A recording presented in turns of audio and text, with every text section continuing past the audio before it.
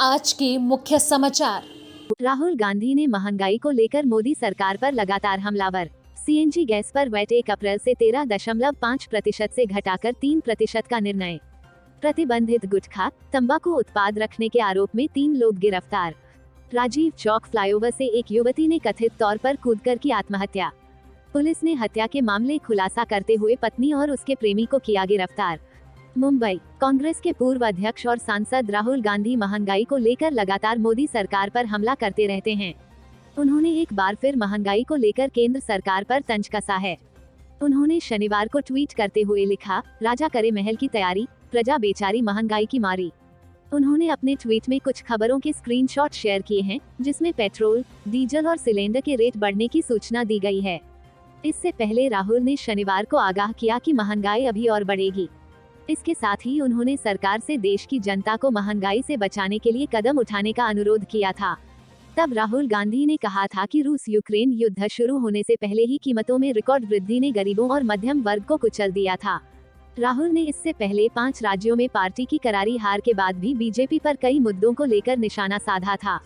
राहुल गांधी ने तब FD, PPF, EPF और महंगाई से जुड़े आंकड़े ट्वीट करते हुए पूछा था कि क्या सरकार की जिम्मेदारी जनता को राहत देने की नहीं है। मुंबई, महाराष्ट्र में कंप्रेस्ड नेचुरल गैस सीएनजी की कीमतों पर से राज्य सरकार ने शनिवार को मूल्य वर्धित कर वैट को 1 अप्रैल से 13.5% से घटाकर 3% करने का निर्णय लिया है। इसके बाद राज्य में सीएनजी की कीमतों में कमी आएगी। यह फैसला उप मुख्यमंत्री और वित्त मंत्री अजित पवार ने लिया। सीएनजी दरों में भारी कमी से टैक्सियों और ऑटो रिक्शा में यात्रा करने वाले आम आदमी को फायदा होगा, जो सीएनजी को ईंधन के रूप में इस्तेमाल करते हैं। सीएनजी की कीमतों को कम करने के लिए सरकार का जोर पर्यावरण के अनुकूल परिवहन के अधिक से अधिक उपयोग को बढ़ावा देने की ओर भी है। सीएनजी को डीजल और पेट्रोल की तुलना में पर्यावरण के अधिक अनुकूल माना जाता है। 2 सप्ताह के बजट सत्र के दौरान पवार ने घोषणा की थी कि सरकार सीएनजी की कीमतों को कम करने के उपाय शुरू करेगी। उसके अनुसार ही शुक्रवार को बजट सत्र के अंतिम दिन मंत्री ने वित्त विभाग को प्रक्रिया शुरू करने और उस आशय की अधिसूचना जारी करने का निर्देश दिया। पवार ने कहा कि राज्य सरकार ने हमेशा आम आदमी को राहत देने की दिशा में प्रयास किया है। सीएनजी में वैट में कमी उसी दिशा में एक कदम है। इससे उन लाखों लोगों को मदद मिलेगी जो रोजाना आने जाने के लिए ऑटो रिक्शा और टैक्सियों पर निर्भर हैं। ठाणे, महाराष्ट्र के ठाणे शहर के भिवंडी इलाके में कथित रूप से 69 लाख रुपए की कीमत का गुटखा और प्रतिबंधित तंबाकू उत्पाद रखने के आरोप में 3 लोगों को गिरफ्तार किया गया है। पुलिस ने शनिवार को यह जानकारी दी। सहायक पुलिस निरीक्षक चेतन पाटिल ने बताया कि गुप्त सूचना के आधार पर नारपोली पुलिस थाने की एक टीम ने शुक्रवार को भिवंडी के रहनाल गांव स्थित एक गोदाम में छापेमारी की और प्रतिबंधित पदार्थ का स्टॉक और उसे ले जाने में इस्तेमाल होने वाले 2 वाहनों को जब्त किया।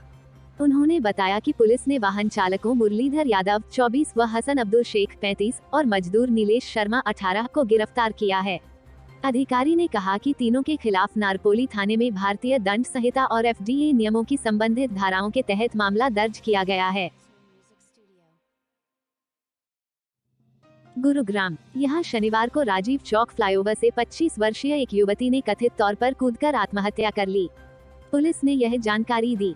मृतक की पहचान गुरुग्राम के हंस एनक्लेव इलाके की रहने वाली सपना के रूप में हुई है। सदर पुलिस स्टेशन के थाना प्रभारी एसएचओ दिनेश कुमार ने बताया, इस कदम के पीछे का कारण अभी पता नहीं चल पाया है। उसे सिविल अस्पताल ले जाया गया, लेकिन डॉक्टरों ने उसे मृत घोषित कर दिया। हम मामले की जांच कर रहे हैं।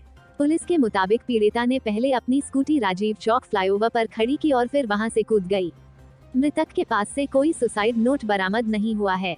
मौके पर मौजूद निरीक्षक नीरज कुमार ने बताया, घटना दोपहर लगभग 2:15 बजे हुई। युवती ने कथित तौर पर राजीव चौक फ्लाईओवर से छलांग लगा दी और उसकी हालत गंभीर थी।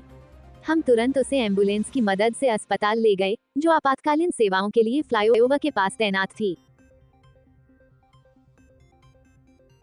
कोटा के भीमगंज मंडी थाना पुलिस ने एक हत्या के प्रकरण का खुलासा करते हुए आरोपी पत्नी और उसके प्रेमी को गिरफ्तार किया है। आरोपियों के बीच लंबे समय से प्रेम प्रसंग चल रहा था। आरोपी पत्नी के पति को उनके इस संबंध की जानकारी हो गई थी। इसी के चलते दोनों ने मिलकर जूते की लेस से गला घोंटकर पति की हत्या कर दी। गले पर लगे निशान मिटाने के इरादे से मृतक के गले पर माकर से कलर लगा दिया था। भीमगंज मंडी थाना पुलिस ने एक हत्या के प्रकरण का खुलासा किया है। 18 मार्च को होली पर पत्नी ने प्रेमी के साथ मिलकर अपने पति की जूते की लेस से गला घोंटकर हत्या कर दी थी। गले पर लगे निशान मिटाने के इरादे से मृतक के गले पर मार्कर से कलर लगा दिया था। पुलिस ने हत्या के आरोप में निजी अस्पताल में नर्सिंग कर्मी सुनीता मीना और उसके प्रेमी प्रमोद खटीक उर्फ पवन को गिरफ्तार किया है। जानकारी के अनुसार 19 मार्च को खेरली फाटक पर रहने वाले नरेश मीना का शव लेकर परिजन एमबीएस अस्पताल पहुंचे। इसकी सूचना भीमगंज मंडी थाना पुलिस को एमबीएस अस्पताल से मिली। तब उसकी पत्नी सुनीता और उसके अन्य ससुराल पक्ष के परिजनों ने कहा कि नरेश रात में खाना खाकर सोया था, जिसके बाद उसकी मृत्यु हो गई। उन्होंने मौत की वजह हृदयाघात बताया। पुलिस ने मामले की जांच शुरू की। इसी बीच मृतक नरेश की भतीजी संजना मीना ने पुलिस को 25 मार्च को एक अन्य रिपोर्ट दी, जिसमें बताया कि उसके चाचा नरेश की मृत्यु की जानकारी उसे 19 मार्च को मिली। भतीजी संजना उनके घर खेरली फाटक गई थी, जहां उसे पड़ोसियों से पता चला कि 18 मार्च की रात को चाचा की मौत हुई थी। उस रात चाची का परिचित छावनी निवासी प्रमोद खटीक उर्फ पवन भी वहां पर आया था। इस पर पुलिस ने अनुसंधान शुरू किया। तब पूरे मामले का खुलासा हुआ कि मृतक की पत्नी सुनीता और प्रमोद के बीच अवैध संबंध हैं। इसी के चलते उन्होंने नरेश को रास्ते से हटाने के लिए यह पूरा प्लान बनाया और उसकी हत्या कर दी। पुलिस का कहना है कि मृतक नरेश 2011 में छावनी इलाके में टेलरिंग का काम करता था। उसकी पत्नी भी इस काम में साथ देती थी। इसी दौरान उसे काम सिखाने के लिए प्रमोद वहां पर आया था। सुनीता और प्रमोद के बीच प्रेम प्रसंग शुरू हो गया। बाद में सुनीता की नर्सिंग कर्मी के तौर पर निजी अस्पताल में नौकरी लग गई। प्रमोद से उसका प्रेम प्रसंग जारी था। इसकी जानकारी पति नरेश को लग गई। इससे नरेश नाराज हो गया था। दोनों में संपर्क समाप्त करने के लिए नरेश ने घर बदल लिया। लेकिन सुनीता और प्रमोद के बीच में दूरियां कम नहीं हुई। उन्होंने नरेश को रास्ते से हटाने के लिए धुलंडी की रात नरेश को मौत के घाट उतार दिया। घटना के समय नरेश और सुनीता के दोनों बच्चे घर पर नहीं थे। उनका 13 वर्षीय बेटा अपनी मौसी के घर गया था। उनकी 5 वर्षीय बेटी अपने ननिहाल में ही रहती है। Bureau report, Mumbai.